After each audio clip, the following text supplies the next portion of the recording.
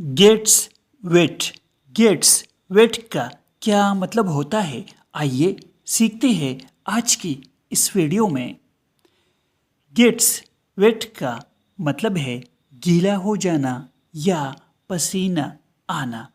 गीला हो जाना मतलब पानी या किसी माय से तर हो जाना। शदीद गर्मी या मेहनत से पसीना आना gets wet. For example, he gets wet in the rain। इसका मतलब है वो बारिश में भीग जाता है। My book gets wet। इसका मतलब है मेरी किताब भीग जाती है। My book gets wet। दोस्तों, वीडियो को लाइक और शेयर ज़रूर करें। Thanks for watching.